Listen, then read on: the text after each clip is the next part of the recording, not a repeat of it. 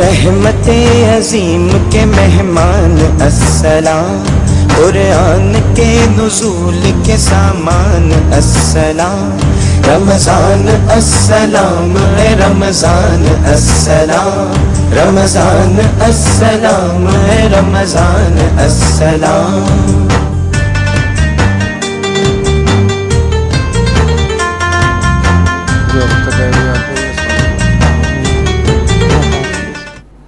जिसको जब फुर्सत मिली पूछ लेते हैं। अस्सलामु अलैकुम वरहमतुल्लाहि वबरकातुहू। नाज़रीन, आप देख रहे हैं 4 TV। मैं हूं वाजिद पाशा। 4 TV के खुसूसी प्रोग्राम सौगात रहमत में आपका दिली इस्तकबाल करता हूं।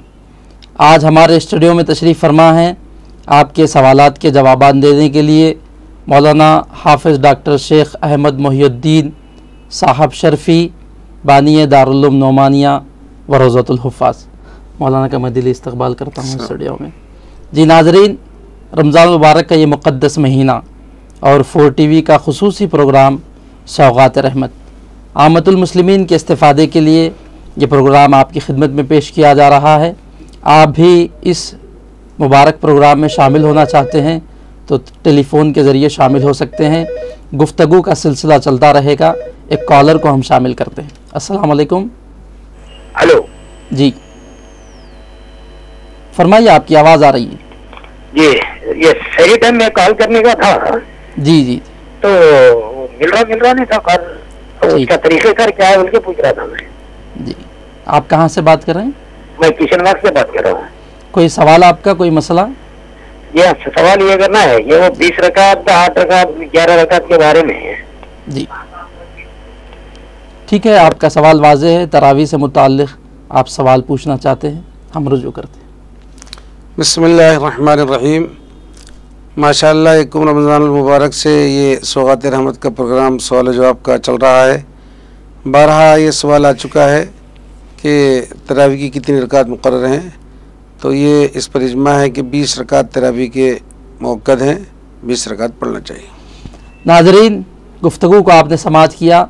इस गुफ्तगू के बाद, इस जवाब के बाद एक और कॉलर टेलीफ़ोन लाइन पर मुंतज़िर हैं। हम उन्हें भी खुशामदीद कहते हैं, उनका प्रोग्राम में इस्तकबाल करते हैं कि देखें वो मुफ्ती साहब से क्या मसला दरियाफ़्त करना चाहते हैं। नाज़रीन, सिलसिला सवालात का जारी है।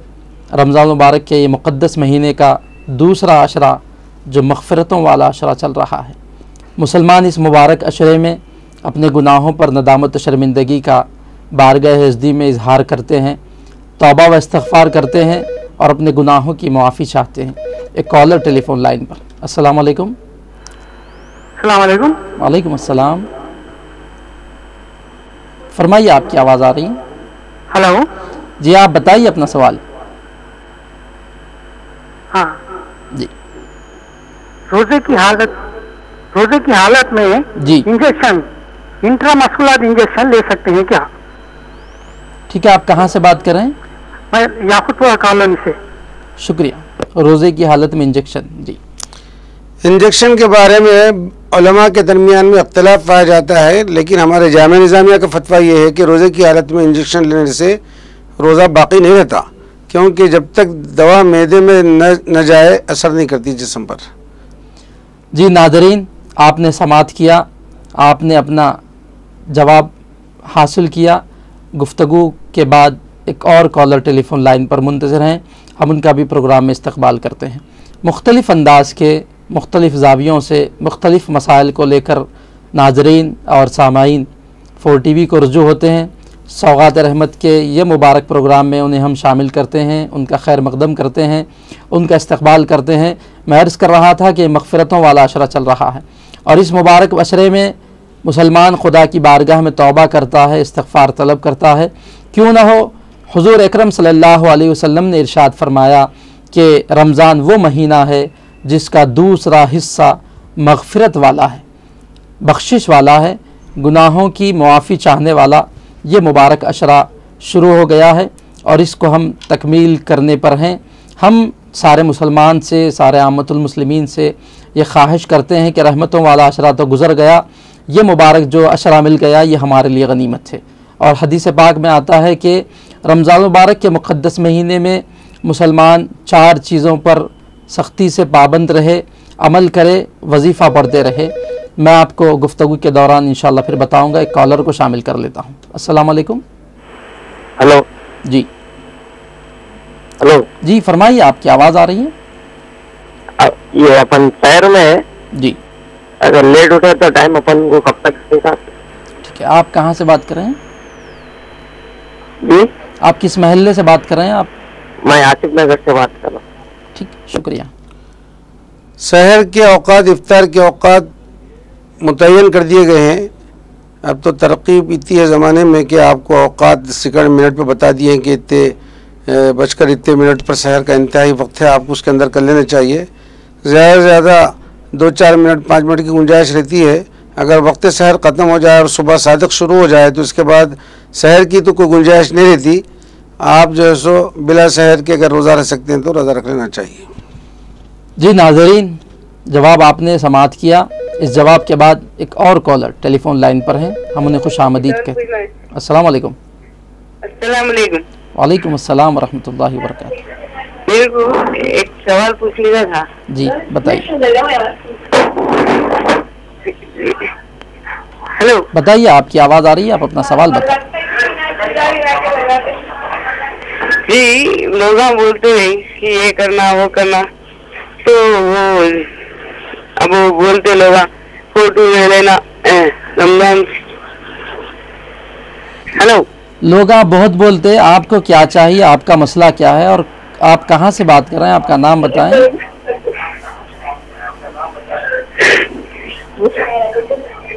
ठीक, हम नाजरीन से यकुम रमज़ान से ही मुसलसल ये गुजारिश कर रहे हैं कि आप टेलीफ़ोन के ज़रिए जब सवाल करते हैं तो ये ना समझें कि सिर्फ़ आप अपना सवाल उसूल कर रहे हैं, बल्कि आप मुसलमानों के दीनी मालूमात में इजाफ़ा कर रहे हैं।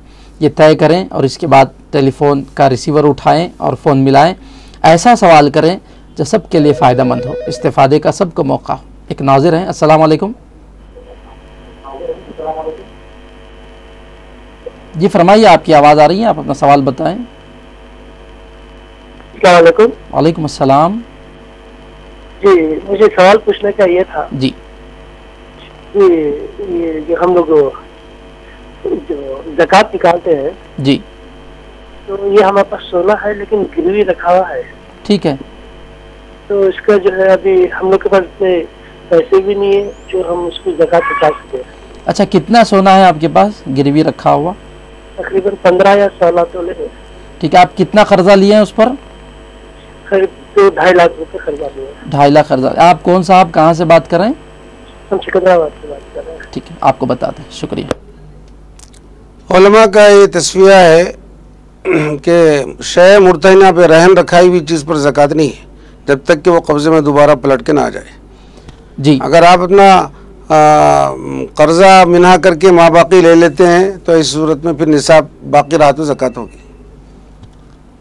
नाजरीन, आपने समाअत किया, जवाब आपको उसूल हुआ जवाब। एक और कॉलर टेलीफोन लाइन पर मुंतज़िर हैं, हम उनका इस्तकबाल करते हैं। अस्सलाम वालेकुम। जी वालेकुम। वालेकुम अस्सलाम। मौलाना साहब, मैं हैदराबाद से बात कर रहा हूँ, टोल चौकी से, रजा। जी मेरा सवाल ये है कि ये इंटरेस्ट के ताल्लुक से वो है जो वाज़ेह तौर पे किताब दी गई है जामिया निज़ामी की, जी उसके जरा वाज़ेह तौर पे एक्सप्लेन कर दें। दैरुल हरम के बारे में जो बताया गया इंटरेस्ट हलाल या हराम के लिए जो क्या है, दारुल हरम और दारुसलाम से बता दें। दारुसलाम के लिए जो बताई गई उसके वाज़ेह तौर पे बता दिया। शुक्रिया। आपके हाथ में जब किताब है तो वज़ाहत के साथ लिख दिया गया है कि उसकी क्या सूरत हाल है और शरई क्या उससे मसला निकलता है। बहरहाल हमारे जामिया निज़ामिया की जो किताब आपके हाथ में उसमें लिखा हुआ है कि हिंदुस्तान के अंदर जो बैंक्स हैं, कौमी बैंक हैं हुकूमती, उसके अंदर जो पैसा रखा जाता है उस पर जो नफ़ा आता है उस पर सूद का इतलाक़ नहीं होता। आप बात अच्छी तरह समाअत फरमाइए कि सूद का इतलाक़ नहीं होता है, इसलिए उसको नफ़ा हासिल करना जायज़ है। जो सूद है वो तो क़यामत तक हराम है। जी नाज़रीन, इंटरेस्ट से मुताल्लिक़, सूद से मुताल्लिक़, बैंक से मुताल्लिक़ मसला आपने दरियाफ़्त किया और मालूम किया। एक और कॉलर। अस्सलाम वालेकुम। हेलो, अस्सलाम वालेकुम। वालेकुम अस्सलाम। साहब, मेरे पास 4 तोले सोना है जी और 10 से 12 तोले चांदी है, क्या उस पर ज़कात वाजिब है? जैसा हम ठीक है साहब, आपका नाम, आप कहाँ से बात कर रहे हैं? मैं याकूतपुर से बात कर रहा हूँ साहब। मेरा नाम मोहम्मद हबीबुद्दीन है। मुफ्ती साहब को भी और आपको सलाम। जी शुक्रिया मुबारक। जी जी भाई, सोने और चांदी का निसाब अलग अलग मुकर्रर है। जैसा कि सोने का निसाब 60 ग्राम है और चांदी का निसाब 425 ग्राम कुछ मिलीग्राम है। अगर ये निसाब से कम हो तो इस पर ज़कात नहीं है, लेकिन कुछ सोना और कुछ चांदी मिलाने से कोई एक निसाब बन जाता है। तो हमारे जामे निज़ामिया के मुफ्ती साहब ये फरमाते हैं कि अगर ज़कात दे दें तो अच्छा है, ज़कात वाजिब नहीं है, दोनों को मिला के देना वाजिब नहीं है फरमाते हैं। अगर कोई एक निसाब अलग अलग बनता है तो है, मगर बाज़ उलमा फरमाते हैं कि दोनों को मिलाने से कोई एक निसाब बनता है तो इस पर ज़कात वाजिब है। जी नाजरीन, इस गुफ्तगू के बाद एक और कॉलर टेलीफोन लाइन पर मौजूद हैं। हम उनका इस्तकबाल करते हैं, प्रोग्राम में उन्हें खुश आमदीद कहते हैं। अस्सलाम वालेकुम। वालेकुम अस्सलाम रहमतुल्लाहि व बरकातहू। जी 40 को मेरे तरफ से सलाम। जी जी मैं कर्नाटक में एक कब्रिस्तान अजान देते हुए देखा दफनाने के बाद। ठीक है, इसके ताल्लुक से कुछ मालूम। आप कहाँ से बात कर रहे हैं? मैं टोली चौकी से बात कर रहा हूँ। मोहम्मद मुनव्वर है मेरा नाम। शुक्रिया मुनव्वर साहब। देखिए जनाब, जब बच्चा पैदा होता है तो एक कान में अज़ान दूसरे कान में इकामत दी जाती है। अब जनाजे में इस बात से अज़ान इकामत नहीं देते, खाली नमाज़ पढ़ लेते हैं, क्योंकि अज़ान इकामत हो चुकी थी, नमाज़ पढ़ के दफन कर देते हैं। मसले के अहनाफ के मुताबिक अज़ान का कोई सबूत नहीं है, अलबत्ता शवाफ़ी हज़रात के पास अज़ान दी जाती है। जी नाजरीन, गुफ्तगू का सिलसिला जारी है और आगाज़ से ही हम मुसलसल तसलसल के साथ सवालात उसूल कर रहे हैं और कोशिश ये होती है कि आपको ज़्यादा से ज़्यादा दीनी और इस्लामी मालूमात फ़राहम करें, आपके नॉलेज में इजाफ़ा करें। एक और कॉलर को शामिल करते हैं। अस्सलाम वालेकुम। वालेकुम अस्सलाम। जी मोहतरम, मुझे ये दरियाफ्त करना है, मेरी वालदा जो है तकरीबन 65 साल उम्र है माशाअल्लाह, और उनको 2 दिन से एक कैफियत तारी है उनके ऊपर के कुछ अशखास नजर आ रहे हैं, कुछ औरतें और कुछ सफेद लिबास में नजर आ रहे हैं। सेहत अल्हम्दुलिल्लाह अच्छी है, लेकिन बोल रहे हैं कि सामने नजर आ रहे हैं, ये देखिए ये दिख रहे हैं, ये बच्चे यहाँ पे है, ये फला यहाँ पे है, ठीक तो नजर आके गायब भी हो जा रहे हैं। ठीक। तो मुफ्ती साहब से दरियाफ्त करना था कि क्या आप मामला किस है। महल्ले से बात करें? जी मैं याकूतपुरा से बात कर रहा हूँ, जाबरी कार मुजाहिद है नाम मेरा। शुक्रिया मुजाहिद साहब, आपको बताते हैं। देखिए, वो उनका अपना शख्सी तौर पर उनको कोई किसी का नज़र आना, दूसरों को तो नज़र नहीं आ रहा, अगर उनको नज़र आ रहा है, अब किस किस्म के वो लोग हैं नहीं मालूम, फिर भी सूरह बकर की तिलावत कर लें और सूरह बकर ख़त्म होने के बाद हाथों पे फूंक कर अपने जिस्म पर सर से झाड़ दें नीचे, या सूरह फलक नास या चारों कुल पढ़ के झाड़ें। अल्लाह से दुआ करें, इंशाअल्लाह ये चीज़ें जो तकलीफ दें ख़त्म हो जाएंगी। जी नाजरीन, एक और कॉलर टेलीफोन लाइन पर हैं, हम उन्हें शामिल करते हैं। अस्सलाम वालेकुम। अस्सलाम वालेकुम। वालेकुम अस्सलाम। हाँ देखिए, मेरा सवाल ये है, आज जो है ना हम लोग सहरी नहीं करे, ठीक है, 5:30 को हम लोग पानी पी लिया अज़ान के बाद, अल्लाह, तो वो रोजा होता है हम लोग का? ठीक है। आप कहाँ से बात कर रहे हैं बहन? जी संतोष नगर से बात कर रहे हैं। शुक्रिया। 5:30 तो फजर का वक्त शुरू हो के बहुत देर के बाद आप पानी पिए हैं, आपका रोज़ा नहीं होता आज का। नाजरीन, आपने समाअत किया कि सहरी का वक्त ख़त्म होने के बाद अगर कुछ खा पी लें तो उस दिन का रोज़ा नहीं होगा, वो रोज़े में शुमार नहीं है। मुख्तलिफ़ अंदाज के सवालात हम प्रोग्राम में शामिल कर रहे हैं और आगाज़ से ही सवालात की बूछाड़ है और इस्तिफ़ादे का आमतुल मुस्लिमीन को मौका फ़राहम किया जा रहा है। एक और कॉलर टेलीफोन लाइन पर मुंतज़िर हैं, हम उनका भी प्रोग्राम में इस्तकबाल करते हैं, उन्हें खुश आमदीद कहते हैं, उन्हें प्रोग्राम में शामिल करते हैं कि देखें वो मुफ्ती साहब से क्या मसला दरियाफ़्त करना चाहते हैं। नाजरीन, हम आपको फिर बता दें, एक कॉलर। अस्सलाम वालेकुम। हेलो अस्सलाम वालेकुम। वालेकुम अस्सलाम। जी मैं मोहम्मद करीम बागस से बात कर रहा हूँ। बताइए। जी हमारे अब्बा को बावर्ची हुई, तो वो हालत में उन्हें कल रोजा रह सकते नहीं रह सकते? क्या हुआ आपके वालिद मोहतरम को? बावर्ची। अच्छा, कोई मर्ज? बावर्ची। हाँ हाँ ठीक, बताते। देखिए, आपके वालिद साहब को ऐसा मरज़ है, तो ऐसे मरज़ में वो रोज़ा रखना चाहें तो रख सकते हैं बशर्ते ताकत व क़ुव्वत, इससे रोज़े पे कोई असर नहीं पड़ता। नाज़रीन, जिस्म से कोई चीज़ निकलती है तो इससे रोज़ा फासिद नहीं होता, मगर कोई चीज़ दाखिल नहीं होना चाहिए, इल्ला ये कि जो ख़ै वगैरह होती है वो आमदन नहीं करना चाहिए। अगर आमदन करे तो उससे रोज़ा फासिद हो जाता है। बिला अख्तियार अगर मुँह भर के आ जाए, थूक दे तो कोई हर्ज नहीं। नाजरीन, इस गुफ्तगू के बाद एक और कॉलर। अस्सलाम वालेकुम। अस्सलाम वालेकुम। वालेकुम सलाम। जी वालेकुम सलाम। बताइए, आप अपना सवाल बताइए। रोजे में ना पार्लर का काम कर सकते हैं? ठीक है मोहतरमा, आप कहाँ से बात कर रही हैं? बोराबंडा। ठीक है, आपको बताते हैं। रोज़े की हालत में पार्लर का काम, जी वो खैर एक जिस्म की खूबसूरती या चेहरे की खूबसूरती वगैरह के लिए कोई क्रीम वगैरह लगाते हैं चेहरे पर, जिस्म के बाहरी हिस्से पर, तो इससे रोज़े पे कोई असर नहीं पड़ता। नाजरीन, गुफ्तगू का आपने समाअत किया। रमज़ान मुबारक का यह दूसरा अशरा चल रहा है। मैंने आपसे गुफ्तगू का आगाज़ किया था। हुज़ूर अकरम सल्लल्लाहु अलैहि वसल्लम ने फरमाया कि रमज़ान में 4 चीज़ों की खुसूसियत से एहतिमाम करना चाहिए। ला इलाहा इल्लल्लाह, अस्तग़फिरुल्लाह, अस्अलुकल जन्नत व अऊज़ु बिका मिनन नार। कलमे तय्यबा का जिक्र करें, इस्तिग़फ़ार तलब करें, अल्लाह की बारगाह में जन्नत का सवाल करें, दोज़ख से पनाह मांगे। एक कॉलर है। अस्सलाम वालेकुम। अस्सलाम वालेकुम। हेलो, सलाम अलैकुम। वालेकुम अस्सलाम, फरमाइए।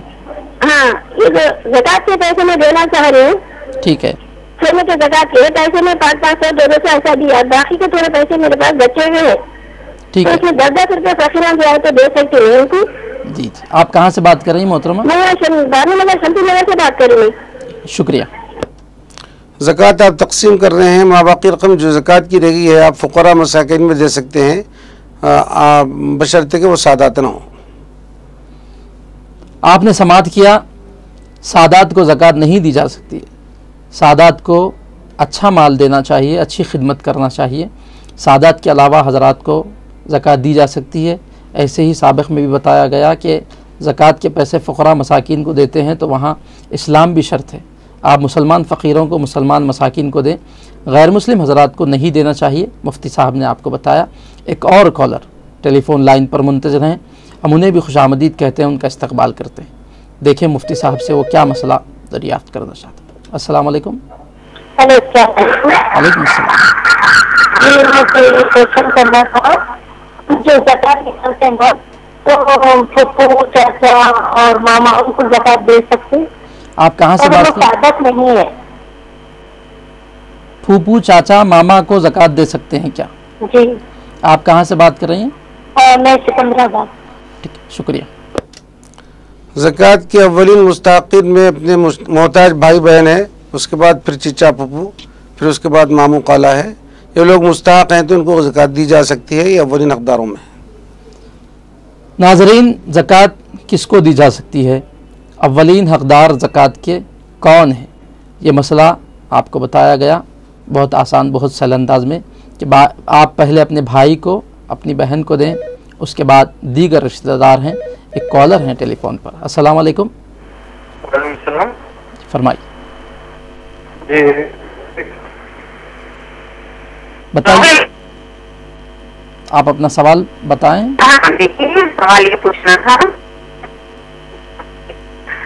ये था मरने के बाद करके बाहर सकते, मरने के बाद सवाल ये है कि जो रमजान में इंतकाल कर जाते हैं, सुनने में आया कि सीधा जन्नती होते हैं। ठीक है, आप कहाँ से बात कर रही हैं? ठीक है, मरने के बाद रमज़ान में अगर किसी का इंतकाल हो जाए तो सीधा जन्नती हो जाता है। इस वास्ते कि हदीस शरीफ में आया है कि रमज़ान में जन्नत के सब दरवाज़े खुले रहते हैं, कोई दरवाज़ा बंद नहीं रहता, और दोज़ख के सब दरवाज़े बंद रहते हैं, कोई दरवाज़ा खुला नहीं रहता। तो उलमा इससे ये हुस्न रखते हैं कि ज़ात पर दोज़ख का दरवाज़े बंद है तो जाएंगे कहाँ। अल्लाह ताला मुमकिन हो इस रहमत व मग़फ़िरत और आग से आज़ादी के मौसम में, रमज़ान के मौसम में उस पर फजल फरमाया और उसको जन्नत में दाखिल कर दे। एक कॉलर हैं। अस्सलाम वालेकुम। अस्सलाम वालेकुम, मैं मोहम्मद फारूक लंगर से बात कर रहा हूँ। बताइए। रमजान की मुबारकबाद आपको। जी शुक्रिया, आपको भी। और मेरा सवाल ये है कि दांतों में से खून निकलता तो रोजे की हालत में हलक के अंदर उतरा तो जो है रोजा टूट जाता, नहीं बाकी रहता। ठीक, ये कितना इलाज कराए तो भी उसको जो है कुछ भी नहीं कर सकता। मैं ठीक, शुक्रिया। दांतों से खून निकलकर हलक में पहुंच जाए और थूक पर गालिब आ जाए तो ऐसी सूरत में रोजे पे असर पड़ता है। अगर थूक पर गालिब नहीं आया तो नहीं पड़ता है। वैसे दांत में अगर खून आ रहा तो आप थूकते जाइए, कोई हर्ज नहीं। थूक ले तो आपका खून निकल जाता बाहर, अंदर जाने मत दीजिए। अगर ऐसा है तो मुसलसल उमूमन धक्का लगा तो खून निकलता है, ऐसा चुप यूं ही बार बार नहीं निकलता वो। आप क्या कीजिए, मिसवाक कीजिए अच्छी तरह। जब मिसवाक करते हैं ना वुज़ू के लिए, खूब लगड़िए, उससे जो जमा हुआ खून है वो निकल जाता, फिर बार बार आपको तकलीफ नहीं होगी इंशाअल्लाह ताला। नाज़रीन, गुफ्तगू को आपने समाअत किया। इस गुफ्तगू के बाद एक और कॉलर टेलीफोन लाइन पर मुंतज़र हैं, हम उनका इस्तक़बाल करते हैं कि रमज़ान के महीने में मिसवाक का खुसूसियत से एहतमाम किया जाना चाहिए। ये दांतों के लिए भी बेहतर बात है, दांतों की सेहत इससे अच्छी रहती है, दहन के लिए बेहतर है। एक कॉलर हैं, अस्सलाम वालेकुम। हेलो, अस्सलाम वालेकुम। वालेकुम अस्सलाम। देखिए, मैं आप लोगों से बात करके बहुत खुशी। मैं आप लोगों को बोलना चाहती हूँ कि मुझे दुआ में याद रखिए। और मेरा सवाल क्या है, ईशा के जो 3 रकात वाजिब वितर रहते ना, ठीक है, वो मैं तहज्जुद के बाद पढ़ती हूँ, तहज्जुद की नमाज के बाद पढ़ती हूँ, मैं तरावी की भी नमाज के बाद मैं पढ़ती हूँ। ठीक है, तो वही सही है क्या नहीं है पूछना था। और एक सवाल है, मैं इत्तिकाफ बैठना चाह रही हूँ, वो बीच के दिनों में बैठ सकते हैं या आखिरी के दिनों में बैठना, ठीक। और उसमें क्या क्या पढ़ने का है वो भी पूछना चाह रही हूँ। और इशराक की नमाज का टाइम और चाश की नमाज का टाइम भी मालूम करना था, और कितने रकात पढ़े जाते हैं उसमें ये भी मालूम करना था। आप कहाँ से बात कर रही हैं? जी, मैं संतोष नगर अवेशी कॉलोनी से बात कर रही हूँ। शुक्रिया। और मेरा मुफ्ती साहब को मेरा सलाम बोलिए और मुझे दुआ में खास याद रखिए। ज़रूर बहन, इंशाअल्लाह। अल्लाह ताला आपके दीनी दुनी मकासद को पूरे करे, ईमान इस्लाम पर साबित कदम रखे। आपका पहला सवाल ये है कि वितर आप तहज्जुद के बाद पढ़ते हैं, आपका ये अमल दुरुस्त है। आप चाहे तो तरावी के बाद पढ़ लीजिए, चाहे तो आप तहज्जुद के बाद पढ़िए। आप तहज्जुद के बाद आपको यकीन है बेदार हो सकते हैं, आपकी नमाज ज़ाया नहीं होती। ज़ाहिर बात है रमज़ान का मौसम है, सैर के लिए तो उठते ही हैं, तो आप अगर तहज्जुद के बाद पढ़ते हैं तो पढ़ लीजिए, कोई हर्ज नहीं उसमें। ख़वातीन का इत्तिकाफ़। दूसरा बात यह है कि एतिकाफ़ रमज़ान मुबारक में ज़ाहिर बात है एतिकाफ़ के मानी है कि इबादत की नीयत से किसी मर्द का मस्जिद में ठहरना या औरत का किसी अपने नमाज पढ़ने के मुकाम पर बैठ जाना, ये इबादत कहलाता है, इसको एतिकाफ़ का नाम दिया जाता है। एतिकाफ़ की 3 किस्में हैं। एक एतिकाफ़ सुन्नत मुक्किदा है जो रमज़ान के आखिर अशरे में होता है, यानी 20 रमज़ान मुबारक को मगरिब से पहले एतिकाफ़ बैठ जाते हैं, फिर चाँद देख के निकलते हैं। ये सुन्नत मुक्किदा है, इसमें रोज़ा शर्त है। इसी तरह एक वाजिब एतिकाफ़ है जो मन्नत के तौर पर कर लिया जाता है कि कोई काम हो या ना हो, आदमी ये नियत कर ले कि मैं इतने दिन इत्तिकाफ़ करूँगा, तो जितने दिन के इत्तिकाफ़ की नियत करे उतने दिन इत्तिकाफ़ करना, इसमें भी रोज़ा शर्त है। तीसरा इत्तिकाफ़ मुस्तहब है, जब भी आप नमाज के मकाम पर इत्तिकाफ़ की नियत से चले जाएँ तो जितनी देर वहाँ ठहरेंगे आपको इत्तिकाफ़ का सवाब मिलता रहेगा। तो आप रमज़ान के आखिर अशरे का अगर इत्तिकाफ़ कर रहे हैं तो आखिर अशरे की जगह इत्तिकाफ़ सुन्नत मुक्किदा है। 20 रमज़ान मुबारक को इफ्तार से पहले आप उस मकाम पर जहाँ नमाज पढ़ती है या नमाज का जो कमरा है उसमें इत्तिकाफ़ की नीयत से चले जाइए, और चाँद देखने के बाद फिर वहाँ से निकलना। और इत्तिकाफ़ के दौरान में आप कुरान करीम की तिलावत, तस्बीहात, दुरूद शरीफ या दीनी कुतुब का मुतालिया, और आप चूँकि घर में रहने खातून घर में रहती हैं तो घर के काम काज में भी आप अपने बैठे जगह हिस्सा ले सकती हैं। बैठ के तरकारी काटना या कोई और का अपने मकाम पर बैठ के घर के काम काज में हिस्सा लेना, ये भी इबादत है। और अपने मकाम पर बैठ के दूसरे बच्चों को, दूसरे अफराद को घर के काम काज में हिदायत भी दे सकती हैं। इशराक का वक्त जो सो फजर के वक्त ख़त्म होने के 20 मिनट के बाद में आप इशराक पढ़ सकते हैं। इशराक का वक्त शुरू हो जाता है। चाश के वक्त में आप 10 बजे के वक्त में फिर आप 4 रकात पढ़िए। इशराक के भी 2 रकात हैं, 4 रकात वो पढ़ते हैं, ये भी 4 रकात पढ़िए। एक कॉलर, अस्सलाम वालेकुम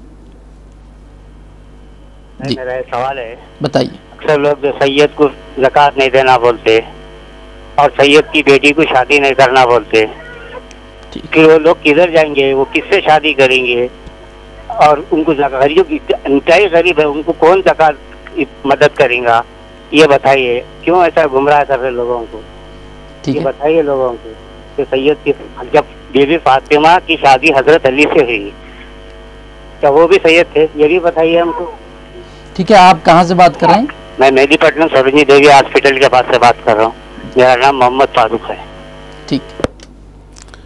फारूक साहब, इसमें आपके 2 सवाल हैं। एक तो सादात की बेटी से शादी करने का मसला है, दूसरे सादात को ज़कात देना नहीं देना मसला है। आप दोनों को मिला के सवाल किए हैं और ये भी फरमा रहे हैं कि आप गुमराह क्यों कर रहे हैं लोगों को बोल के। एक सवाल तो पहला ये है कि सादात की बेटी से शादी करना गैर सैयद का शरन ममनू नहीं है, चाहे तो कर सकते हैं, ये मसला साफ साफ है। दूसरा मसला है कि शरीयत ये कहती है कि सादात को ज़कात नहीं देना, तो ज़कात नहीं देना जब शरीयत कहती है उस पर अमल करने वाला गुमराह है या उसको रोकने वाला गुमराह है, कौन है? आपको तस्फिया कर लीजिए पहले। और इसमें बिला किसी इख्तिलाफ के भी है, तमाम उलमा का दुनिया की इस बात पर इत्तेफाक है, सादात काबिल एहतराम लोग हैं, इनको ज़कात माल का मैल है, मैल नहीं देना चाहिए, अलबत्ता इनको अपने पाक माल से इनकी खिदमत करना चाहिए, ये है बात। अलबत्ता आप कोई उनको अच्छा माल नहीं दे रहा है, हदियतन नहीं दे रहा है, उनकी ज़रूरियात ज़्यादा हैं, तो शरई जो गुंजाइश है आप उलमा से मिलके उससे फ़ायदा उठा के उससे ज़कात का हीले शरई करके उन तक कोई माल पहुंचा जा सकता है, तो इसमें गुंजाइश है। आप अहले इल्म से रुजू हो जाइए, वो तराकीब और रास्ते बताते हैं कि किस तरह उनकी मदद करना चाहिए। एक साहब आलिम साहब क्या कहते थे, सुनिए उनका किस्सा सुनाता हूँ कि किसी सादात की मदद करना है तो लोग पैसे नहीं दे रहे, ज़कात ला के दे रहे, तो वो अपने बच्चे को बुलाते, बालिग बच्चे को, और वो निसाब का मालिक नहीं होता, तो उनको बोलते हैं कि ये मेरा बच्चा है, बालिग है, इसकी शरई तौर पर परवरिश मेरे ज़िम्मे नहीं है, बुलूग तक बाप के ज़िम्मे परवरिश करना है, लिहाजा इसको ज़कात देना दुरुस्त है, आप इसको दे दीजिए। वो बच्चा ज़कात ले लेता, उसके बाद बच्चे को बुला के बेटे बेटे पैसे तुम्हारे पास आए हैं, फलां सादात हैं, ज़रूरतमंद है बेटे, ले जाके उनको दे दो, तो वो बच्चा ले जाके उनको देता। इस तरह भी मदद हो सकती है। तो शरई मसाइल पर अमल करना तो मुसलमान का शिवा है, और मुसलमान बोलते ही उसे हैं कि अल्लाह रसूल के हुक्म की इताअत करने वाले को, ना कि अक़ल के ताबे रहने वालों को। मुसलमान की का अमल शरीयत के ताबे रहता है, अक़ल के ताबे नहीं रहता है। तो जो गुंजाइश, जो मसाइल अहकाम शरई है, बाहर सूरत उसको पेश नज़र रखना चाहिए। नाज़रीन, आपको बताया गया कि ज़कात किसको दें और कैसा उनकी मदद करें। एक कॉलर है, अस्सलाम वालेकुम। हेलो, अस्सलाम वालेकुम। वालेकुम अस्सलाम। देखिए, मैं अभी फोन करी थी, मेरा नाम रशीदा बेगम है।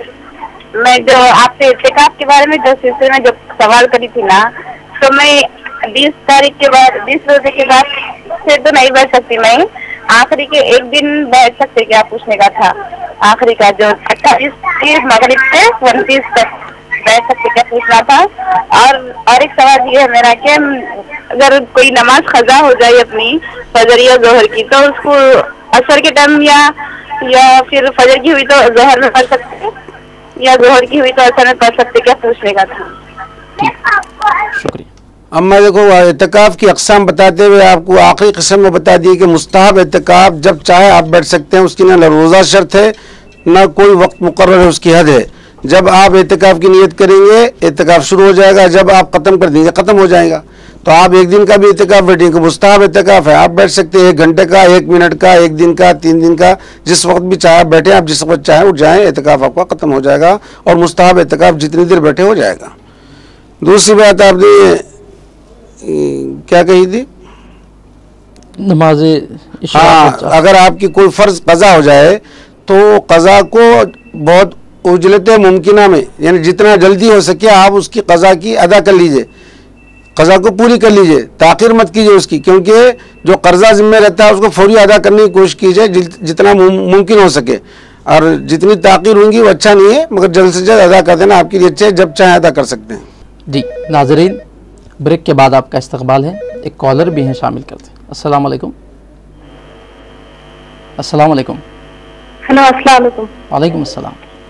जी, मेरे को एक बात करना था कि औरत के लिए ईद के नमाज पढ़ना जरूर रहता है। और ईद की नमाज, हाँ ठीक है। आप कहाँ से? संगारेड्डी से। और आजकल औरतें आईब्रो बनाती हैं, वो कहाँ तक जायज है? आईब्रोज बनाती हैं, हाँ ठीक है। आप संगारेड्डी से बात करें। शुक्रिया आपका। औरतों पर ईद की नमाज नहीं है, इसलिए उनको ईद की नमाज पढ़ना वाजिब नहीं है। नफल नमाज शुक्राने के तौर पे घर में जब चाहे पढ़ लें, उससे कोई मुज़ाक़ा नहीं। आईब्रोज बनाती हैं, ये जिस्म की जो आँखों के ऊपर जो ये आबरू होते हैं, इसको बनाना दुरुस्त नहीं है। जो बाल हैं कुदरती तौर पर उसको अपनी तरह रखना चाहिए, उसको बनाना नहीं चाहिए। अलबत्ता उसके अंदर कोई काजल या सुरमा इसमें लगाने में कोई हर्ज नहीं है ख़वातीन के लिए, इसलिए उसके बालों को नहीं कतरना चाहिए। नाज़रीन, गुफ्तगू का आपने समाअत किया। ख़वातीन पर ईद की नमाज नहीं है। एक कॉलर हैं टेलीफोन लाइन पर। अस्सलाम वालेकुम। जी वैसे एक सवाल करना था। बताइए। ये जो रोजा खोलते ना रोज़ा खोलते, हाँ ठीक है, बगैर जैसे एहतिकाफ की नियत करके खोलते, ऐसा करना दोस्त है क्या मस्जिद में? एहतिकाफ में थे आप, रोज़ा इफ्तार करे बगैर जैसे नियत करके, एहतिकाफ की नियत करे बगैर मस्जिद में रोजा खोलना दुरुस्त है यार? क्या बोलना चाह रहे हैं आप? समझ में नहीं आई बात। देखिए जनाब, एहतिकाफ एक अलग इबादत है, रोज़ा अलग इबादत है। दोनों का एक दूसरे से क्या उसको जोड़ क्यों लगा रहे हैं आप? अगर कोई रोज़दार मस्जिद में चले जाए और मस्जिद में दाखिल होते वक्त एहतिकाफ की नियत कर ले तो जितनी देर रहेगा एहतिकाफ का सवाब मिलेगा।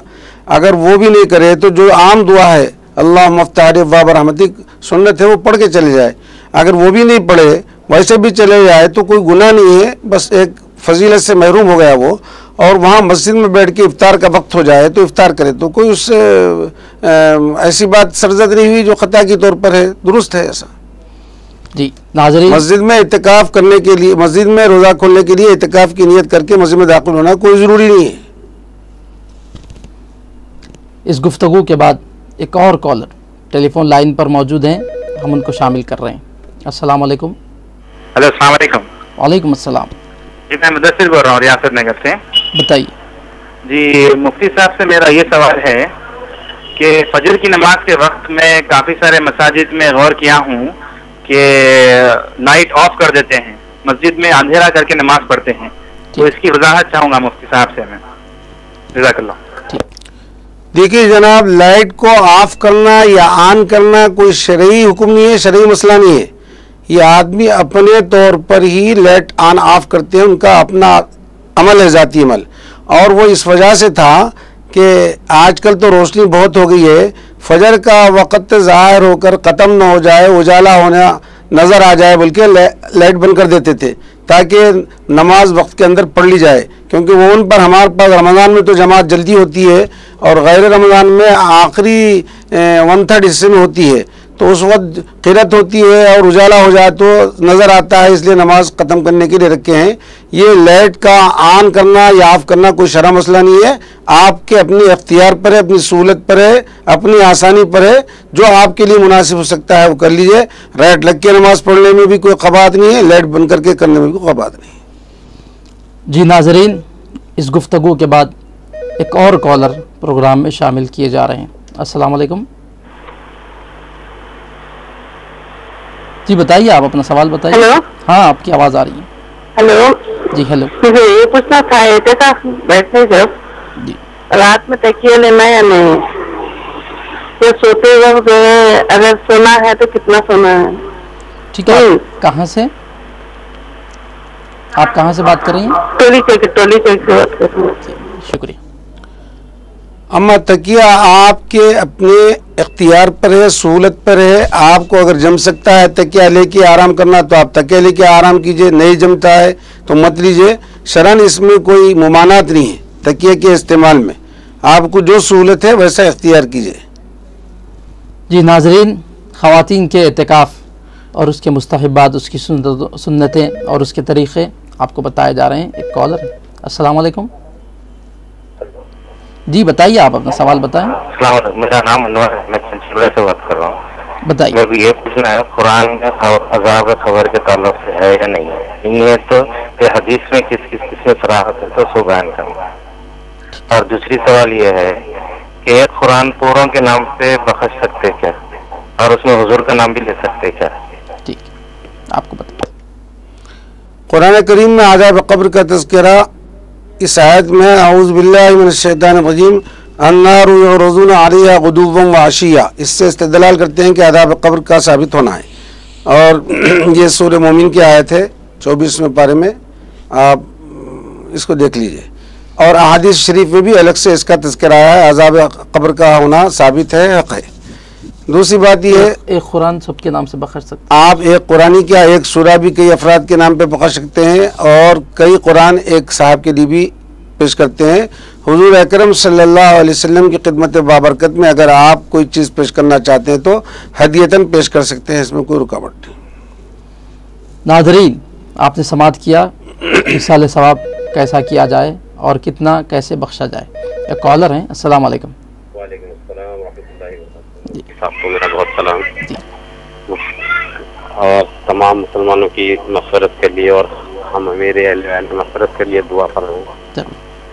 और एक सवाल था कि मुक़्तदी जब इमाम के पीछे नमाज पढ़ रहा हो, ठीक है, जैसे रुकू सुजूद में जाए, सुजदे में, उसको ऐसा लगे कि पेश इमाम जिसके पीछे नमाज पढ़ा उस सिजदे से उठ गए, बल्कि वो उठते नहीं और मुक़्तदी उठ जाए, तो उसके लिए क्या हुक्म है? ठीक है, आप कहाँ से बात कर? मैं संतोष नगर से बात कर रहा हूँ। इमाम की जब इक्तदा करते हैं कोई मुसल्ली, तो इमाम जब तकबीर कहता है अल्लाह अकबर, तो अल्लाह अकबर की रेस से अपना अमल शुरू करने, उठने का या बैठने का, तो ये ज़्यादा मुनासिब है।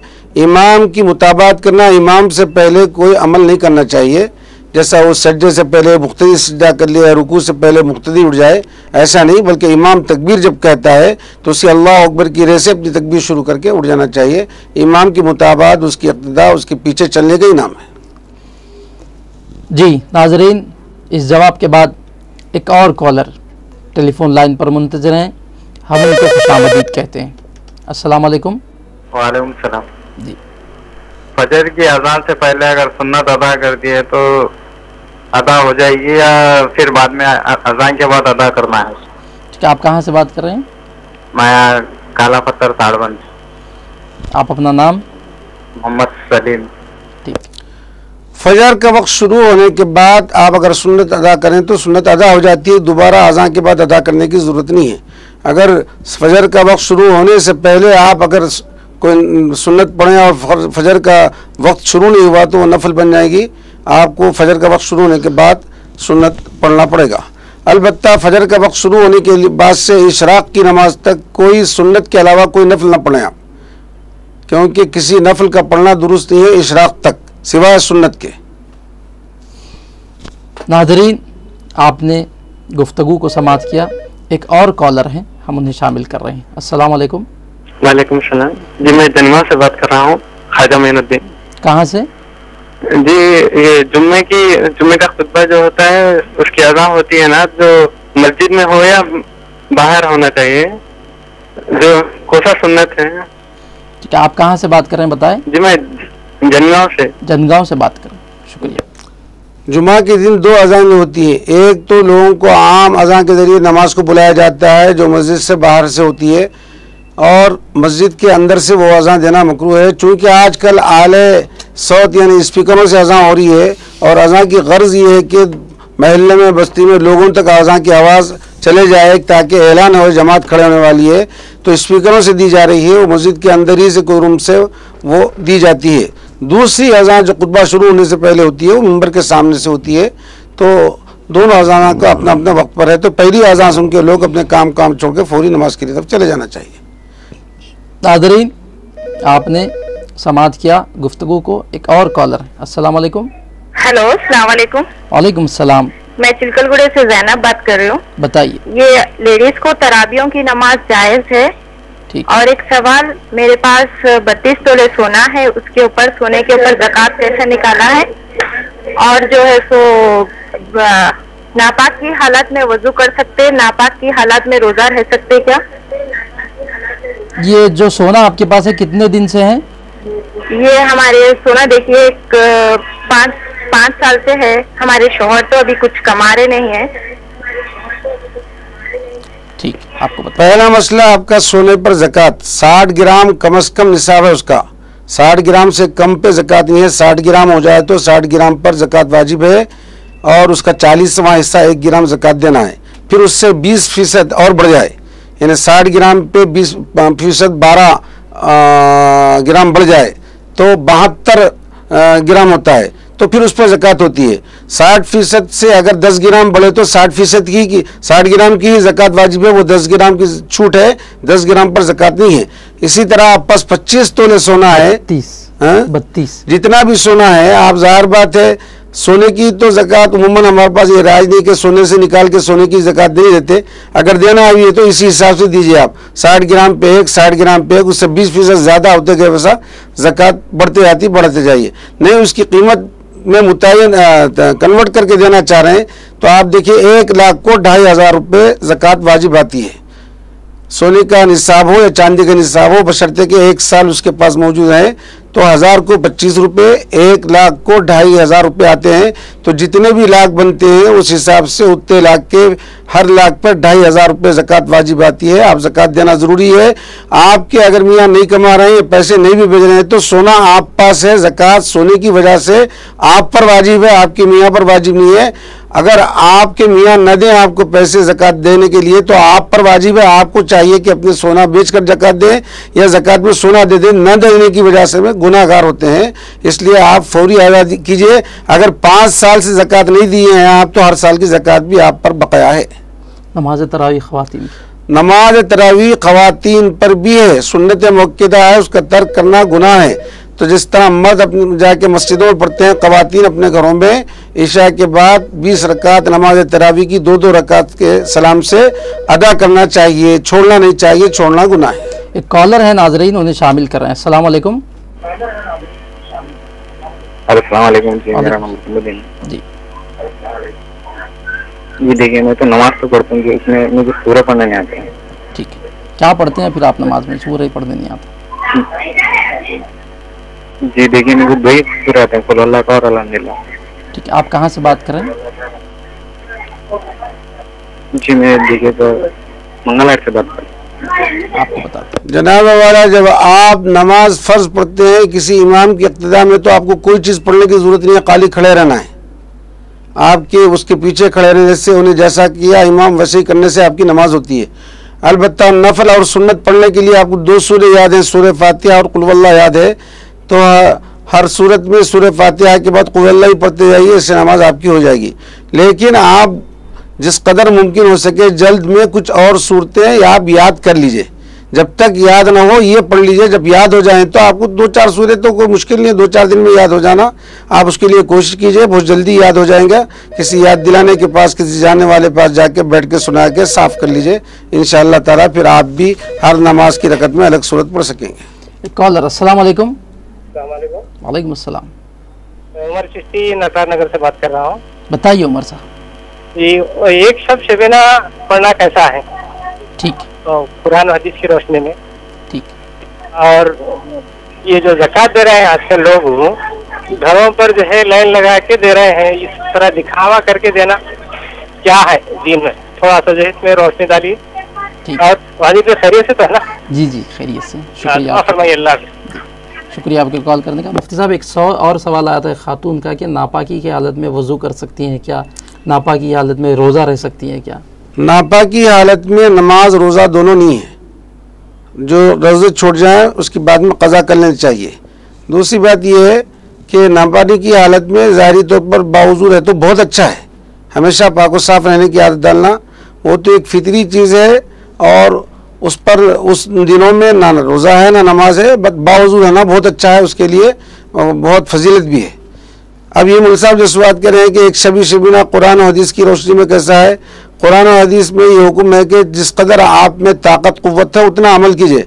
आप में ताकत कुव्वत है एक शबी शबीना पढ़ने सुनने की तो आप कीजिए, और आप में ताकत कुव्वत नहीं है तो शरीयत आपको मजबूर नहीं करती कि जाके आप जैसे एक शबीना सुनिए या पढ़िए, तो आपकी अपनी ताकत कुव्वत पर और ज़ौक़ व शौक़ पर है। दूसरी बात यह है कि ज़कात एक इस्लाम का फ़र्ज़ है, फ़राइज़ में रियाकारी वगैरह नहीं होती। अब अगर रियाकारी बोले तो नमाज फ़र्ज़ जमात भी नहीं होती, ना कि आदमी पढ़ता नहीं। फ़राइज़ में रियाकारी का तसव्वुर को दूर रखकर फ़राइज़ अदा करना चाहिए। अच्छा है कि छुप के दें, ज़रूरतमंदों को दें, और लेने वाले बहुत जमा होते हैं तो जमा देने तो कोई हर्ज नहीं, ज़कात फ़र्ज़ अदा कर रहा है। नाज़रीन, गुफ्तगू को आपने समाअत किया। इस गुफ्तगू के बाद एक और कॉल टेलीफोन लाइन पर। अस्सलाम वालेकुम। वालेकुम अस्सलाम। जी हाँ बताइए। जी आप रोजा रहते तो रोजा रह सकते हैं। किस दिन का रोज़ा रखना चाहते थे? जो ईद का जी, ईद का रोजा, ईद का रोज़ा रखना चाहते हैं। ठीक जनाब, रोज़ा रखना तो बहुत अच्छी इबादत है इबादतों में, लेकिन अहकाम शरीयत ये है कि जहाँ शरीयत हुक्म दे उसके हुक्म के मुताबिक अमल करे तो इबादत है, हुक्म के ख़िलाफ़ करे तो इबादत नहीं है बल्कि गुनाह होती है। तो रोज़ा तो इबादत है, इबादत तो अच्छी चीज़ है, लेकिन शरीयत ने साल में 5 दिन को रोज़ा हराम करार दिया है। एक तो रमज़ान के ईद के दिन और बकरीद के ईद के दिन, माबाक़ अय्याम तशरीक़ के 3 दिन, जुमला 5 दिन रोज़ा हराम है, ये गुनाह है, इसमें रोज़ा नहीं रखना चाहिए। नाज़रीन, जवाब आपने समाअत किया। इस जवाब के बाद एक और कॉलर टेलीफोन लाइन पर मुंतज़िर हैं, हम उन्हें शामिल करते हैं। आपको बताया गया कि ईद उल फितर के दिन यानी रमज़ान की ईद को रोज़ा न रखा जाए, ये इस्लाम का हुक्म है। ऐसे ही बकरीद के दिन यानी ईद उल अज़हा के दिन, इस दिन रोज़ा न रखा जाए, ये इस्लाम का हुक्म है। ऐसे ही अय्याम तशरीक़ 3 दिन रोज़ों का अहतमाम नहीं कर सकते हैं। जुमला इस तरीक़े से 5 दिनों में रोज़ा नहीं रखा जा सकता है। ख़वातीन का एतिकाफ़ बताया गया।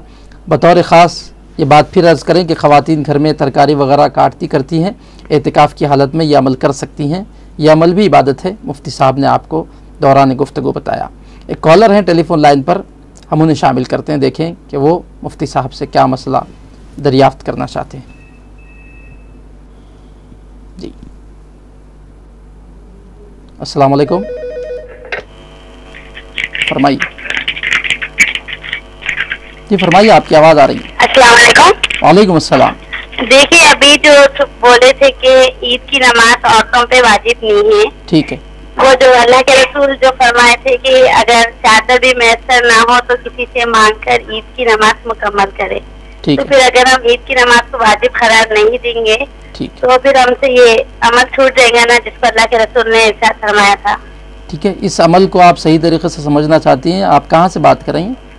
जी, मैं याकूतपुर से बोल रही हूँ, मेरा नाम अमतुल्ला है। ठीक है, आपको बताते हैं। अल्लाह रसूल के अहकाम को आम आदमी से ज़्यादा उलमा ज़्यादा अच्छा समझते हैं, जो इल्म रखने वाले हैं उसके माहिर हैं। इब्तिदाए इस्लाम में अहकाम का नुज़ूल होते रहता था, अहकाम दिए जाते थे, बाद में अहकाम मुतय्यन होके मजबूत हो गए कि ये करना है ये नहीं करना है। तो ये मुत्तफ़क़ा फ़ैसला है उलमा का, उलमा अहनाफ़ का, कि औरतों पर ईद की नमाज वाजिब नहीं है। मज़ीद आप उस हदीस शरीफ जो आप फरमा रहे हैं उसकी तशरीह समझना चाहती हैं या उसके मुताल्लिक़ चाहती है तो किसी इदारे से रुजू हो जाए, कोई मुफ्ती से रुजू होकर समझ लीजिए या जामिया निज़ाम में चले जाइए। नाज़रीन, एक कॉलर हैं, अस्सलाम वालेकुम। हेलो, अस्सलाम वालेकुम। वालेकुम अस्सलाम। कमल साहब, मुफ्ती साहब को मेरा सलाम। ईद मुबारक, रमज़ान मुबारक साहब। ठीक, मेरा एक सवाल है मुफ्ती साहब, अभी जो आप बोले रोजे 5 दिन रोजे नहीं रह सकते, एक रमजान की ईद का और बकरीद के ईद के दिन, और 3 दिन जो बताया आप वो कौन से दिन मतलब तशरीह करिए जरा उसकी। 11, 12, 13 ज़िलहज्जा, 10 ज़िलहज्जा तो बकरीद की ईद होती है ना, उसके बाद 11, 12, 13 3 दिन, वो 2 ईद के दिन, जुमला 5 दिन। आपने समाअत किया ईद उल अज़हा के एक दिन यानी 10 ज़िलहज्जा, ऐसे ही उसके बाद 11, 12, 13 ऐसे 4 दिन कंटिन्यू हैं, और एक है ईद उल फितर। इस तरीके से 5 दिन हो गए। अय्याम तशरीक़ की वजाहत आपको की गई। एक कॉलर हैं टेलीफोन लाइन पर, इस गुफ्तगू के बाद उन्हें भी शामिल करते हैं।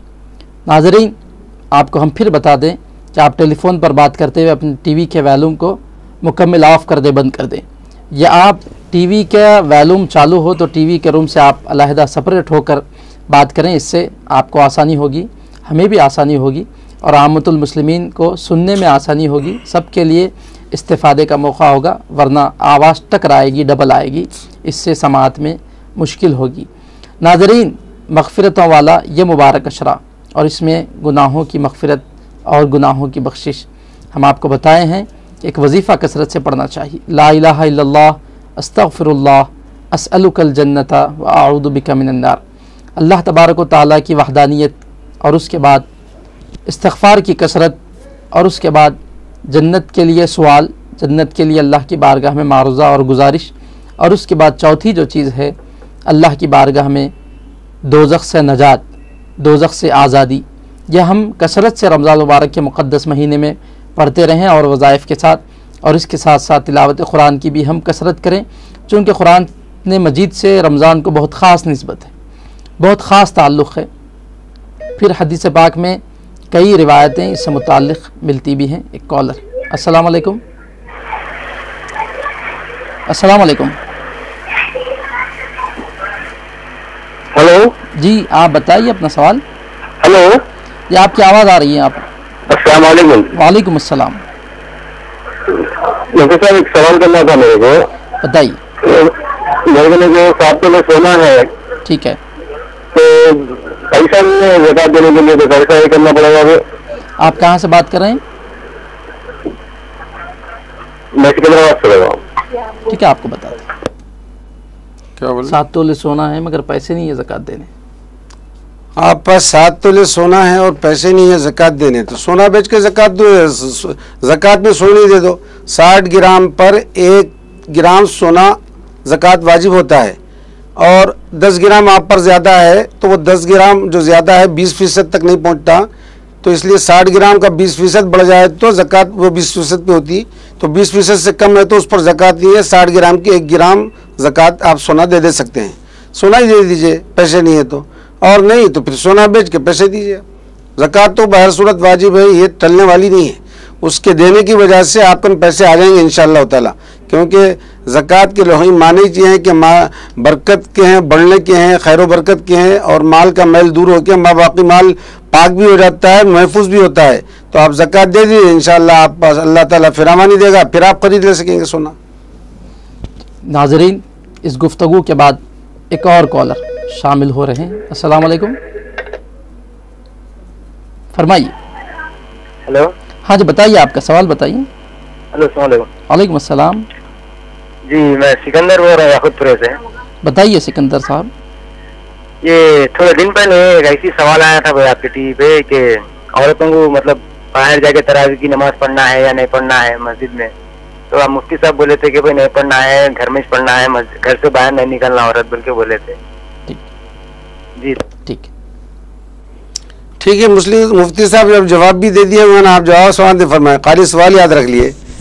जिस तरह मुफ्ती साहब फरमाए इससे पहले, औरतों को अपने घर में पढ़ने से वही सवाब मिलेगा जो मर्द आदमी मस्जिद में जाके नमाज पढ़ता है।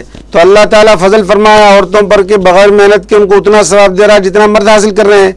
घर से निकलना, जाना, चलना या सवारी पर जाना, मस्जिद पहुंचना, मस्जिद में जमात का इंतज़ार करना, जमात के साथ नमाज पढ़ना, फिर घर वापस आने, कदम कदम पे जो नेकियां मर्द को मिल रहे ना, अल्लाह ताला तो ये फजल फरमाया औरत को वो चीज़ घर में पढ़ने से ही दे रहा है, 4 दीवारी के अंदर। तो फुगट में अगर कोई चीज़ मिल रही तो ये तो नक्स सौदा है ना, मेहनत के बिला वगैरह आपको मिल रहा तो खुशी से लेना चाहिए। तो फिर मशक्क़त मेहनत कहीं उठा रहे हैं, बगैर मशक्क़त मेहनत के अल्लाह ताला वो सवाब आपको दे रहे हैं। ख़वातीन नमाज तरावी घर में अदा करें और अल्लाह की बारगाह से खूब सवाब हासिल करें। गुफ्तगू को आपने समाअत किया। ख़वातीन घर में नमाज पढ़ना है, न कि बाहर जाकर। ख़वातीन के लिए ये आदाब बताए गए, ये मस्तून, ये तरीक़े बताए गए।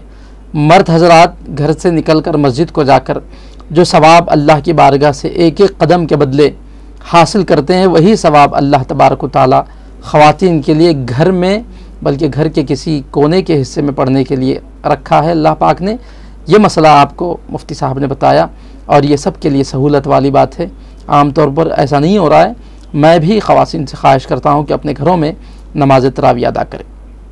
नाज़रीन, कई सवालात हम वसूल कर रहे हैं, उसके इत्मीनान बख्श जवाबात आप हासिल कर रहे हैं। सौगात रहमत का ये प्रोग्राम आपकी सहूलत के लिए, आपके दीनी मालूमात में इजाफ़े के लिए, आपके इस्लामी नॉलेज में बढ़ावे के लिए पेश किया जाता है। ऐसा ही प्रोग्राम सुबह सहर से पहले भी पेश किया जाता है, सहरी टाइम के नाम से। यकुम रमज़ान तख़त में रमज़ान, ये सिलसिला 4 TV ने जारी किया है। एक कॉलर हैं। अस्सलाम वालेकुम। वालेकुम अस्सलाम। मैं बदरुद्दीन संतोष नगर से बात कर रहा हूँ। मैं बताइए। अक्सर जो लोग नमाज पढ़ने के बाद जहाँ पे हम सजदा करते हैं वहाँ पे पैर से खुनल के जाते हैं, उसका क्या है, कुछ इस्लाम से कुछ मालूम करना था। ठीक भाई, ये कोई बात ज़्यादा गौर फिक्र की नहीं है। पहली सफ तक पहुँचने को आदमी के लिए मस्जिद में दाखिल होने के बाद सफ़ों के जानिमाज़ां जो बिछे हुए रहते हैं उसको खुदल के जाना पड़ेगा, उड़ के तो नहीं जा सकता।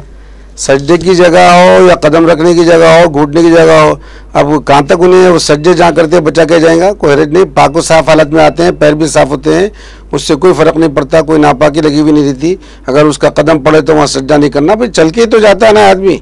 हम अपने घर में भी नमाज पढ़े तो सारे घर में चलते फिरते हैं, पैरा इधर से उधर से इधर, पाक साफ वज़ू करके आते हैं, तो पढ़ने से उसमें कोई ख़बात नहीं है, इसमें कोई फिक्र मत कीजिए। अगर किसी का पैर पड़ गया तो आप गुस्से में मत आइए, आप जल्दी जाके पहले सबसे पहले को नजर सबसे पहले मस्जिद में दाखिल हो जाइए। आप कोई मुसल्ली आने से पहले और पहली सब में चले जाइए तो आपको किसी के पैर सज्जों पे जगह पे गिरते हुए नजर भी नहीं आएंगे। नाज़रीन, गुफ्तगू को आपने समाअत किया। इस गुफ्तगू के बाद एक और कॉलर टेलीफोन लाइन पर मुंतज़िर हैं, हम उन्हें भी प्रोग्राम में शामिल करते हैं, उनका इस्तकबाल करते हैं। मसले मुख्तलिफ आते हैं और जवाबात आपको दिए जाते हैं। हम नाज़रीन से ख्वाहिश करते हैं कि आप सवालात ऐसे करें जो सबके लिए इस्तिफ़ादे का मौका हो। अस्सलाम वालेकुम। वालेकुम अस्सलाम। साहब शरफे साहब को सलाम बोलिए जी। सवाल ये था, तरावी में हम पहली रकात में खड़े हुए थे, ठीक है, शहर की बड़ी मस्जिद में है, ठीक। महसूस ऐसा हुआ कि थोड़ी देर के लिए वजू खता हो गया हमारे से, ठीक है। फिर बाद में ऐसा हुआ, दिल में एक ऐसा ये हुआ कि शैतान वसवसा डाल रहा, बोल के फिर हम तरावी की तरफ पूरा जो है सो दे दिए। फिर विकल पड़ते वक्त फिर एक ऐसे हुआ कि मैं जाके वजू कर लेके आना बेहतर था। शहर की एक बड़ी मस्जिद में समझे, बस पहली सब में है, ठीक। तो अगर वजू टूट गया तो क्या इसके काम है, अगर नहीं टूटा तो फिर उसके हिसाब से पूछना ये है, मगर नमाज हम वैसी जारी रखे। ठीक है, आप कहाँ से बात कर रहे हैं? जी मैं हैदराबाद से कर रहा हूँ। हैदराबाद के किस महल्ले से? शरफी साहब के आजू बाजू में रहता हूँ मैं। शुक्रिया। जनाब वाला, आपको वजू टूटने का यकीन हो जाए तो आप नमाज को छोड़ दे के वहाँ से चले आना। पीछे सफ़ा उफ़ा है, नहीं जा सकते तो बैठ जाओ कम से कम उसी जगह पे। नमाज जारी नहीं रह सकती, बग़ैर पाकी के नमाज नहीं पढ़ी जा सकती। तो लीजिए वजू टूट गया है आपका तो आप बैठ जाइए उसी मकाम पर। अगर पीछे सफ़े हैं और नहीं निकल के जा सकते हैं तो जाके वज़ू कर लेके आइए। बिना कर सकते हैं तो जाके बिना वज़ू कर लेके बग़ैर बात करे के आके शरीक हो जाइए। नमाज आगे बढ़ गई है तो माँ बाकी तकमील कर लीजिए, नहीं तो फिर अलग से पढ़ लीजिए। नहीं आपको वसवसा आ रहा तो वसवसों की तरफ ध्यान मत दीजिए। आप वसावस आए तो हटाने की तरफ ख्याल नहीं रखना, बल्कि नमाज में ख्याल लगा दिए तो वसावस चले जाते हैं। तो आप इतना तो यकीन हो जाता है कि वजू टूटा या नहीं टूटा, इसमें शक की कोई गुंजाइश नहीं रहती। हालत नमाज में खड़े हुए हैं, ऐसा आम तौर पर लौट रहे हैं पोट रहे हैं तो उस वक्त शक की कैफियत होती। नमाज में खड़े हुए वजू टूट गया तो आपको मालूम हो जाता, नहीं टूटा वैसी रहा था, वसवसा आ रहा तो वो भी मालूम हो जाता। दोनों का एहसास दोनों साफ तौर पर आपको समझ में आता है। तो जो बात आप पर वाज़ेह हो जाए उस पर अमल कीजिए। वसवसे से नमाज पर फ़र्क नहीं पड़ता, यकीन से नमाज पर फ़र्क पड़ता है। मतलब ये कि वज़ू टूट जाए इस बात का यकीन हो तो आप बैठ जाएं। ये मसला आपने मालूम किया। एक कॉलर है। अस्सलाम वालेकुम। वालेकुम अस्सलाम। मेरा नाम मन्नान है, मैं सुल्तान शहर से बात कर रहा हूँ। बताइए मन्नान साहब। ये अपनी एक मस्जिद में गैर मुस्लिम लेके आके इफ्तारी दे रहा, ठीक है, तो वो रोजेदार को खिलाना है या नहीं खिलाना, और एक नेतर भी लेके आके दिया, वो हिसाब से मेरे को पूछना है। ठीक है। जनाब वाला, इफ्तारी गैर मुस्लिम किसी भी पेशे से वाबस्ता रहने दो। अगर लाके दे रहा है तो आप उसको कबूल कर सकते हैं। उस पर इफ्तारी करने से रोज़े पर कोई असर नहीं पड़ सकता, दुरुस्त है। अलबत्ता आप एहतियातन ज़ुहद तक़वा अख्तियार करने, एक फतवा है एक तक़वा है। ज़ुहद तक़वा अख्तियार करना चाहते हैं तो अपने पैसे से, अपनी कमाई से, कसब से जो लाइए उससे इफ्तार कर लेके वो भी खा लीजिए। बाद में क्या है, खाना चाहते हैं नहीं दे रहा है ले लीजिए, लेके आपका दिल नहीं चाह रहा तो आप किसी को दूसरों को दे दीजिए, ज़रूरतमंदों को दीजिए, खैरात कर दीजिए, कुछ भी कीजिए। नाज़रीन, इस गुफ्तगू के बाद एक और कॉलर हैं, टेलीफोन से प्रोग्राम में शामिल किए जा रहे हैं। अस्सलाम वालेकुम। जी अस्सलाम वालेकुम। वालेकुम अस्सलाम। हम नाटारम से बात कर रहे हैं। बताइए। हमारा नाटारम में घर है हमारा। ठीक है। घर किराए को दिए हम वहाँ पर। ठीक है। हम क्या कि राज कॉलेज के पास किराए से है। ठीक है। तो हम हमारे घर पे ज़कात दे सकते हैं या नहीं दे सकते, मैं आपको पूछना चाह रही। ज़कात वो आप मकान का किराया जो आ रहा वो आपके पास बाकी रह रहा या खर्च हो जा रहा? नहीं, चिट्ठी में बन ले रहे हम लोग। चिट्ठी में बन रहा, चिट्ठी है, चिट्ठी के अंदर वो बन दे रहे पैसा, हर महीना पैसा आ रहा और चिट्ठी के अंदर बन दे रहे। ठीक है, आपको बताते। ये मकानात जो है ना, खा आप अपने इस्तेमाल के लिए कोई मकान रखें या कोई मकान किराए को दें तो उसकी मिल्कियत पर ज़कात नहीं है। अलबत्ता जो आमदनी आपको हो रही है और आमदनी आप पास जमा हो रही है और साल भर गुजर रहा और हिसाब के मुताबिक है तो उस पर ज़कात है। तो चिट्ठी में भी आप पैसे जमा कर रहे हैं अपने, तो आपकी वो रकम जो आ रही है जमा हो रही है, तो साल भर में देखिए कि निसाब के बराबर जमा होगी तो ज़कात देना उसमें। नाज़रीन, ज़कात का मसला आप दरियाफ्त किया, मुफ्ती साहब से मालूम किया। इस गुफ्तगू के बाद एक और कॉलर है। अस्सलाम वालेकुम। अस्सलाम वालेकुम। वालेकुम अस्सलाम। जी, मुझे ईशान की नमाज के बाद जो वितर जो पढ़ते, ठीक है, तो दुआ खुनूत जो पढ़ना है जी, दुआ खुनूत के लिए कब पढ़ना चाहिए? वितर में दुआ खुनूत कब पढ़ना है? कहने बोले कि हाथ में पढ़ सकते या खड़े रह के 2 रकात के बाद दुआ में भी पढ़ सकते, सुजदे में जा सकते थे, ऐसा तो सही क्या तरीका? आप कहाँ से बात कर रही हैं? जी, मैं यहाँ सालेहिन कॉलोनी से बात कर रही हूँ। शुक्रिया। देखिए, मसले के अहनाफ के मुताबिक 3 रकात एक सलाम से वितर की नमाज पढ़ी जाती है। पहले क़ैदे के बाद उठ के फिर क़िरात होती है। सूरह फातिहा ज़म्मा सूरा पढ़ने के बाद रुकू में जाने से पहले तकबीर कह के कानों तक हाथ उठा के बांध लेके दुआ कुनूत पढ़ते हैं। दुआ कुनूत का महल यह है पढ़ने का कि तीसरी रकात में क़िरात के बाद रुकू में जाने से पहले तकबीर कह के हाथ उठा के फिर हाथ बांध लेके दुआ कुनूत पढ़ना चाहिए। यहाँ आए आप अहनाफ के मसले के मुताबिक ये तरीका है, इसको इख्तियार कीजिए अगर हनफी है तो। नाज़रीन, इस जवाब के बाद एक और कॉलर टेलीफोन लाइन पर मुंतज़र हैं। हम उनका प्रोग्राम में इस्तकबाल करते हैं, प्रोग्राम में उन्हें शामिल करते हैं, उन्हें खुश आमदीद कहते हैं। देखें कि वो क्या मसला लिए मुफ्ती साहब से रुजू होना चाहते हैं। मसला ऐसा हो, सवाल ऐसा हो जो सबके लिए इस्तेफादे का मौका फराहम करें। अस्सलाम वालेकुम। वालेकुम सलाम। मैं चंचलवाड़े से शहबाज बात कर रहा हूँ। बताइए शहबाज। मेरा खुसूसन अकबरुद्दीन ओवैसी के लिए दुआ करने के लिए कॉल करा। ठीक। तो आप और हजरत जो भी है मिलके जो अकबरुद्दीन ओवैसी मुकम्मल सेहती के लिए दुआ करिए। ठीक है जी। अस्सलाम। बहुत अच्छी, आप एक मुसलमान के लिए, कायद के लिए अच्छी ख्वाहिशात, एक तमन्नाएं वाबस्ता रखें। दुआ है कि अल्लाह उनको सेहत कामिला व आजिला अता फरमाए, कमज़ोरी को ताकत से बदल दे, बीमारी को सेहत से बदल दे, उनकी उम्र में इजाफा फरमाए। आमीन बिजाही ताहा व यासीन। नाज़रीन, दुआओं की ख्वाहिश भी कॉलर्स करते हैं, अपने मसले भी दरियाफ्त करते हैं, मालूमात भी करते हैं और नेक तमन्नाओं का, नेक मकासिद का इजहार भी करते हैं। एक कॉलर है। अस्सलाम वालेकुम। अस्सलाम वालेकुम। वालेकुम अस्सलाम। जी, मेरा एक सवाल था। बताइए। मस्जिद में जब नमाज पढ़ते रहते तो कितनी सामने से जा सकते हैं? कहीं बोलते एक सब छोड़ के जा सकते हैं, कहीं बोलते कि आखिरी मतलब जाने नहीं, आप कितनी दूर भी रहो। तो मुझे इसके ऊपर कोई जवाब चाहिए। आप कहाँ से बात कर रहे हैं? मैं टोलीकोगी से बात कर रहा हूँ, मेरा नाम जमीन है। ठीक है, आपको बताते हैं।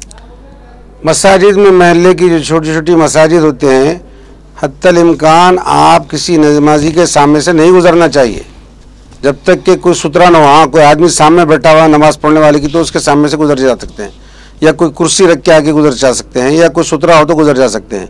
अगर ऐसा कोई नहीं है तो छोटी मस्जिद में तो नहीं जाना चाहिए। अलबत्ता बड़ी मसाजिद में, जो बड़े बड़े मसाजिद होते हैं, अगर बहुत फासला तय करके जाना पड़ता है कि नमाजी के मक्का मस्जिद जैसे उन्हें पहली सफ़ के पास खड़ा हुआ है और एक शख्स नमाज जालीगन पढ़ रहा है तो उसके पीछे से जाने की इतना फासला तय करना पड़ता है, तो ऐसी मसाजिद में, ऐसे मकामात पर 2 सफ़ छोड़ के या कम अज़ कम सज्जे की जगह छोड़ के चले जाना चाहिए। नाज़रीन, गुफ्तगू का ये खुशगवार सिलसिला यहीं ख़त्म हुआ। वक्त इफ्तार का है, हम और आप दुआओं में शामिल हो जाएं। मुझे 4TV की सारी टीम के साथ इजाज़त दीजिए। अल्लाह हाफिज़।